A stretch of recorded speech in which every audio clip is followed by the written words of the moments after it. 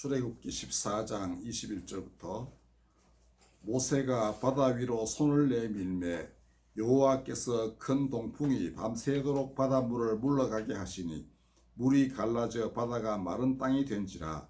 이스라엘 자손이 바다 가운데를 육지로 걸어가고 물은 그들의 좌우에 벽이 되니 애굽 사람들과 바로의 말들 병거들과 그 마병들이 다 그들의 뒤를 추격하여 바다 가운데로 들어오는지라. 새벽에 여호와께서 불과 구름 기둥 가운데서 애굽 군대를 보시고 애굽 군대를 어지럽게 하시며 그들의 병거 바퀴를 벗겨서 달리기가 어렵게 하시니 애굽 사람들이 이르되 여호와 앞에서 우리가 도망하자. 여호와가 그들을 위하여 싸워 애굽 사람들을 치는도다. 아멘. 목사님 나오셔서 말씀하실 때 많은 은혜 받으시기 바랍니다.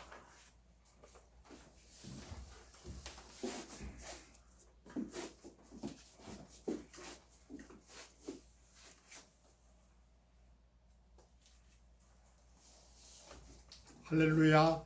아멘. 오늘도 하나님의 초청에 응답하여 주의 전에 나와서 예배드리는 여러분들에게 하나님의 은혜와 사랑이 충만하시기를 바랍니다.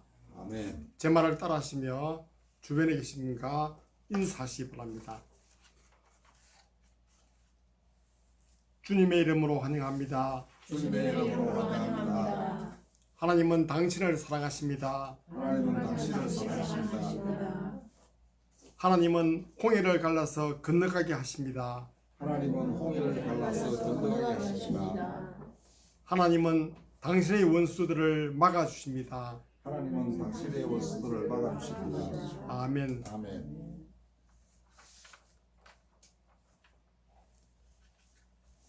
우리가 살아갈 때 홍해의 바다를 만나고 뒤에는 애국 군대가 쳐들어오는 것처럼 위기와 어려움을 당할 때가 많습니다.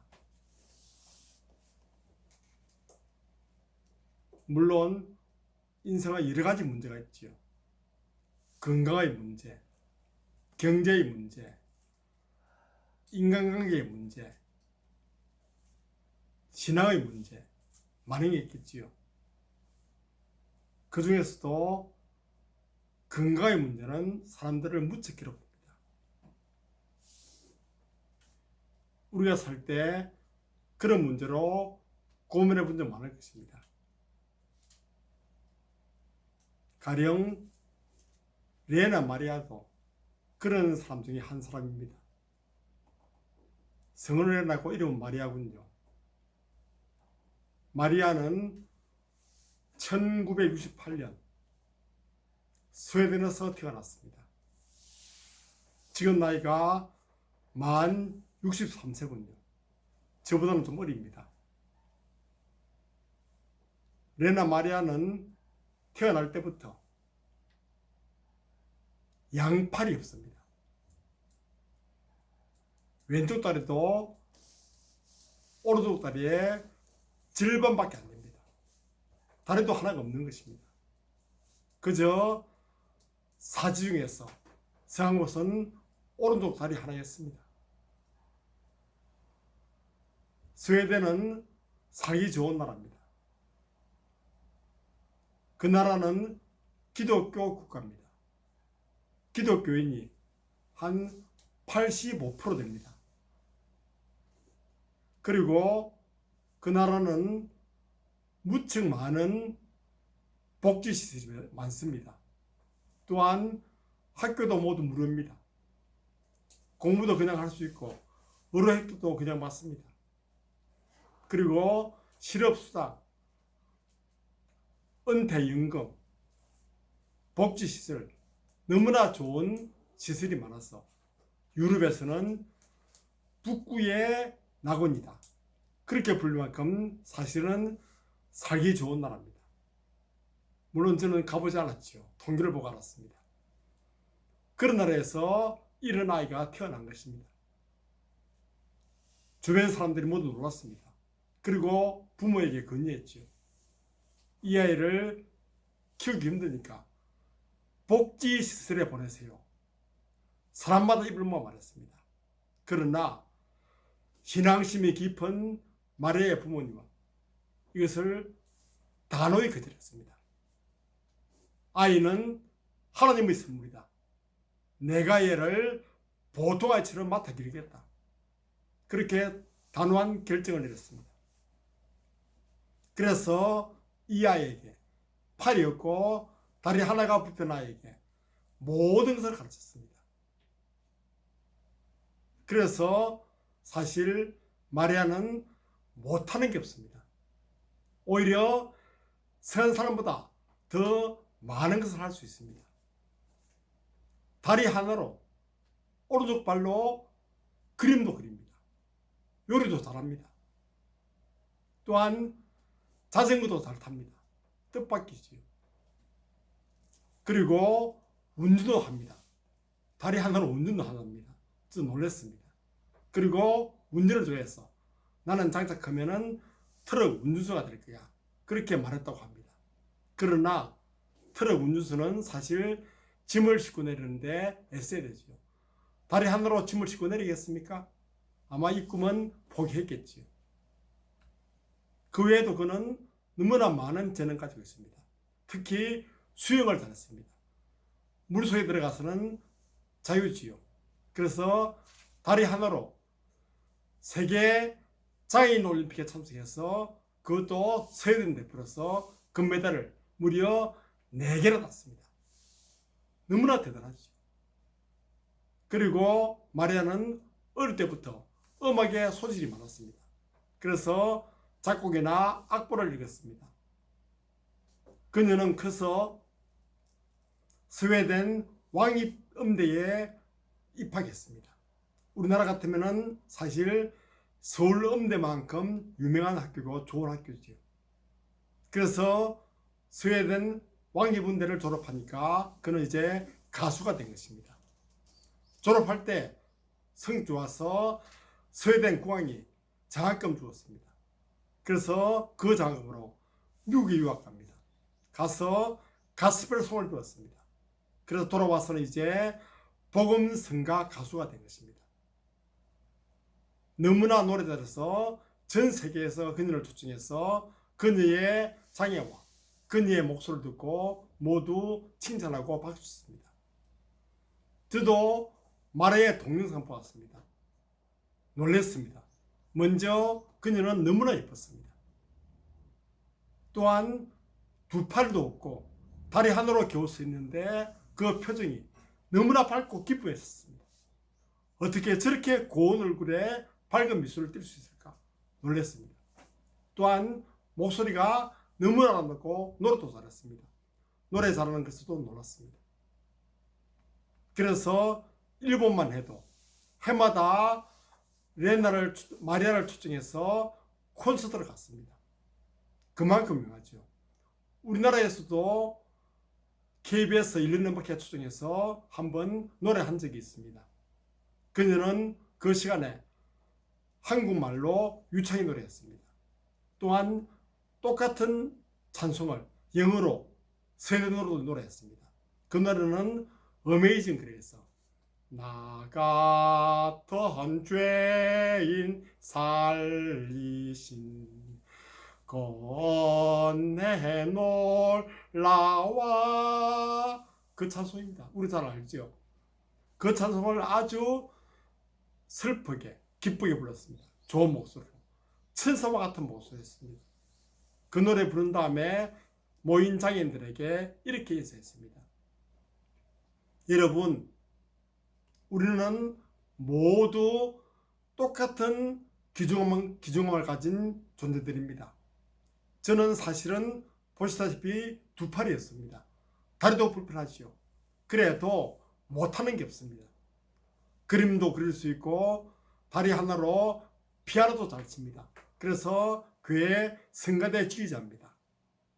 그리고 운전도 잘하고 또한 노래 잘해서 가수가 되었습니다.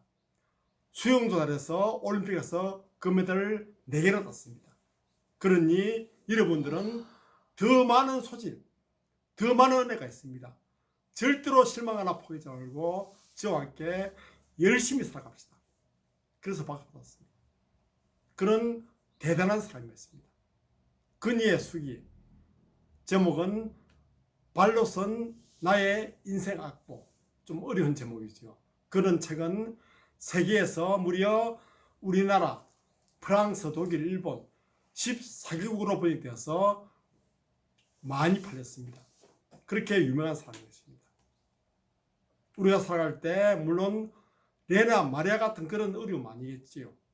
그 많은 고통은 참 귀한 것입니다. 그래도 그런 어려움도 신앙심으로 또한 사랑으로서 극복해서 이런 사람도 될 수 있는 것입니다. 대단한 힘이고 능력이고 은혜지요. 믿음은 홍해 같은 바다가 가로막혀도 그 바다를 갈라서는 그런 능력이 있고 은총이 있는 것입니다. 사실 이스라엘도 마찬가지입니다. 애굽을 탈출해서 이제 적과 꿀이 흐르는 가나안 땅으로 갔습니다. 가는 길에 앞길에 홍해가 가로막았습니다. 뒤에서는 애국 군대가 추격하죠. 앞으로도 막고 갈 곳이 없습니다. 군대가 치들어오니까 이제 죽게 되었습니다. 그때 이스라엘은 모두 하나님과 모세를 원망했지요. 우리가 죽을 곳이 없어서 광야에서 죽게 하느냐. 우리를 애굽 사람을 섬기며 살았다면 더 좋았을 것을 광야에서 죽게 하려고 우리를 인도했느냐. 그렇게 하나님을 원망했습니다. 모세를 원망했죠. 그때 모세가 기도하니까 하나님께서 말했습니다. 모세야, 너는 지팡이를 든 채로 너 손을 들어 바다 위로 내밀라. 그리고 바다가 갈라지면은 이스라엘 백성들을 그 바다를 건너가게 해라. 그렇게 말씀했습니다. 그래서 그 문제를 해결했죠. 이제 우리는 이스라엘 백성들이 당한 홍해 바다, 앞길이 가로막히고 뒤에는 애국 군대가 출격하는 그런 위기를 어떻게 극복하고 어떻게 이겨내를 배워서 여러분들도 이제 인생의 위기, 어려움 당할 때가 있을 것입니다. 그럴 때는 절대로 놀라지 말고 겁내지 말고 믿음으로써 그 바다를 건너고 그런 위기를 건너서 은혜 받는 여러분 되시기를 바랍니다. 아멘. 사실은 우리가 당하는 고난, 어려움들은 하나님이 주시는 변장된 축복입니다. 잘 모르죠, 사람들은. 특히 믿음이 없는 세상 사람들은 그저 어려움 만나고 장애 만나면 이 장애 때문에 못 살겠다. 이 어려움 때문에 못 살겠다고 하나님을 원망하고 불평하지. 그러나 믿음의 눈으로 보면은 우리가 당하는 모든 장애, 모든 어려움도 사실은 하나님의 변장된 축복이고 하나님의 감춰진 축복인 것입니다.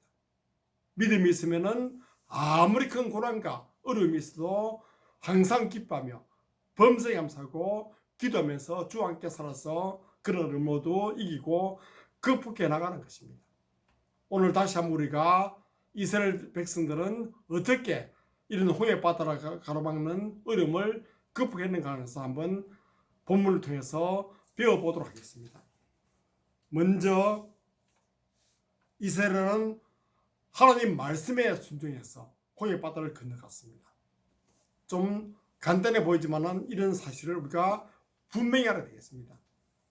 하나님 말씀에 순종해서 그 뜻대로 살면 우리가 홍해 바다를 쉽게 건널 수가 있는 것입니다. 그 말씀이 출애굽기 14장 15절과 16절부터 나옵니다.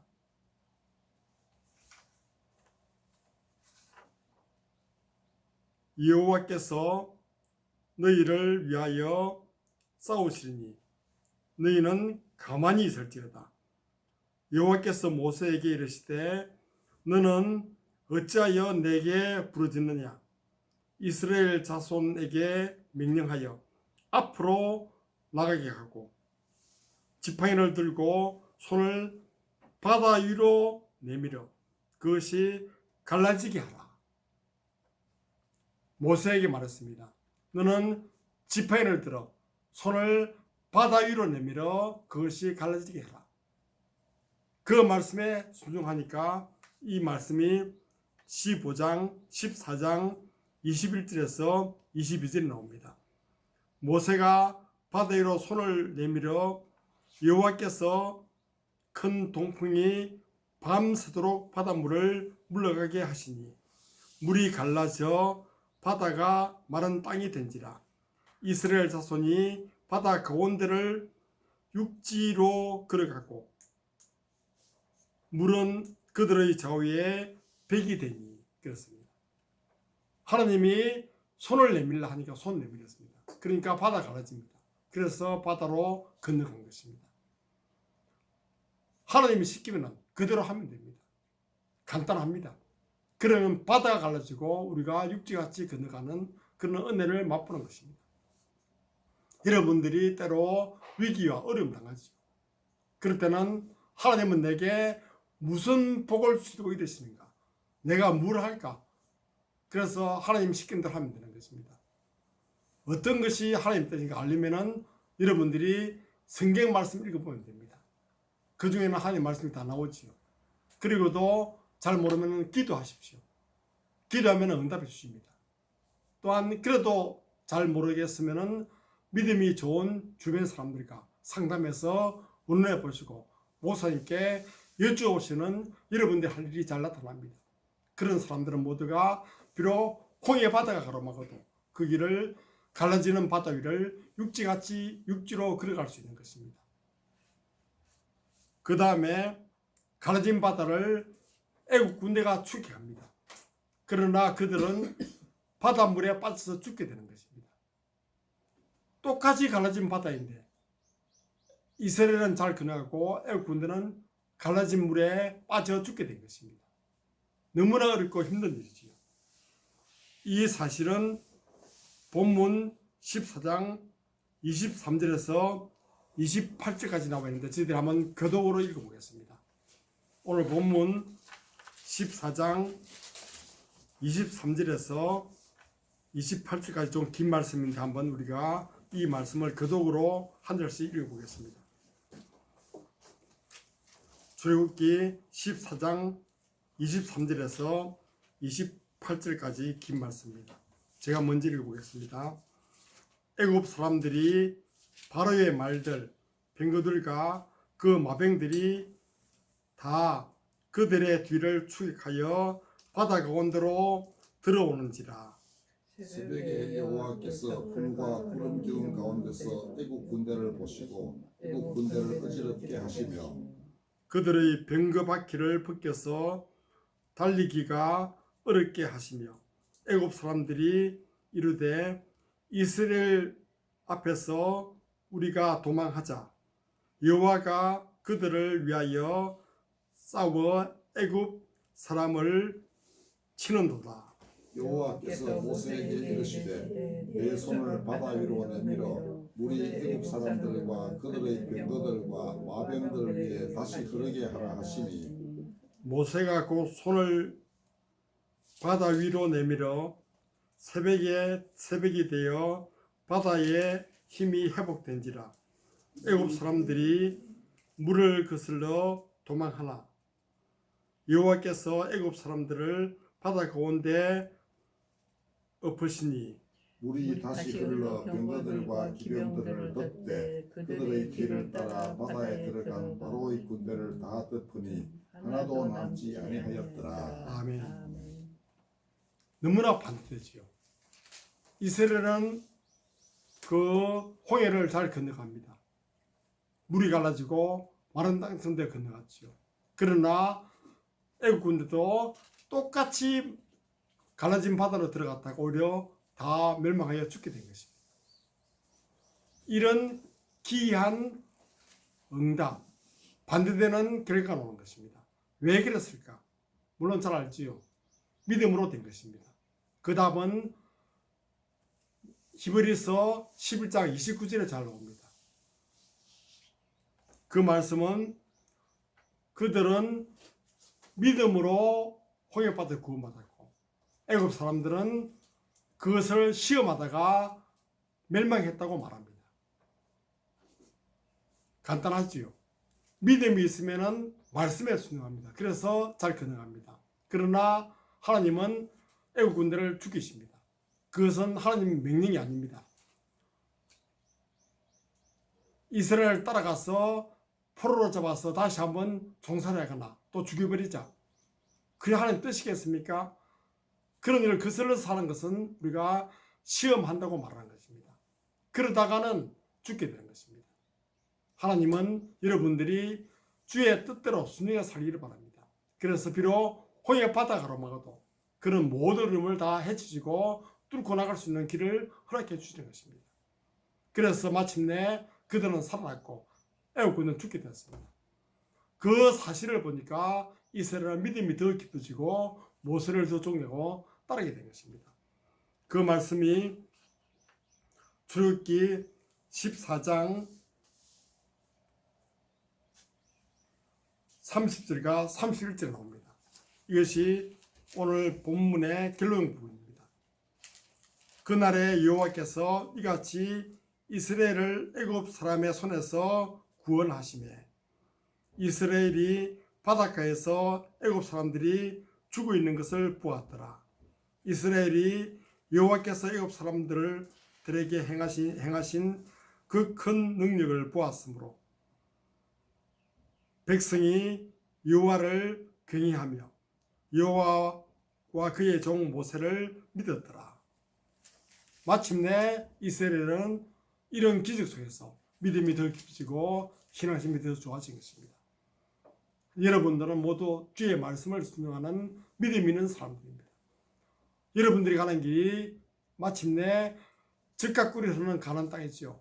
가다가 홍해 바다를 만나서 어려움 당할 수 있습니다.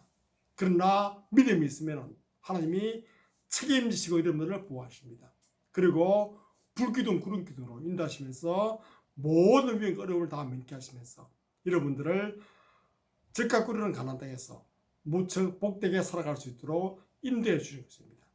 그런 은총과 사랑을 받을 수 있도록 그래서 여러분들은 믿음으로 살아가시기 바랍니다. 기도하겠습니다. 하나님 감사합니다. 저희들이 인생을 살아갈 때 때로 홍해 바다를 앞에 둔 이스라엘처럼 위기를 당하고 어려움 당할 때가 있습니다.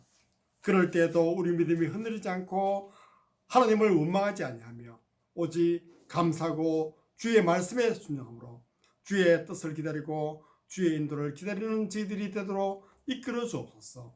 그리하여 마침내 홍해 바다가 갈라지고 그 길을 육지로 향해서 잘 걸어가는 우리 모든 성도가 되게 하시고 우리의 모든 위험을 무릅쓰고 이겨내는 저희들이 될 수 있도록 이끌어 주옵시고 우리 모두가 항상 홍해 바다에서 승리하는 이스라엘처럼 우리의 위기와 우리 인생의 고난에서 승리하고 이기는 저희 모든 성도들로 저희들을 인도하시고 저희들을 복내려 주옵소서. 우리 구주 예수 그리스도 이름으로 기도하옵나이다. 아멘.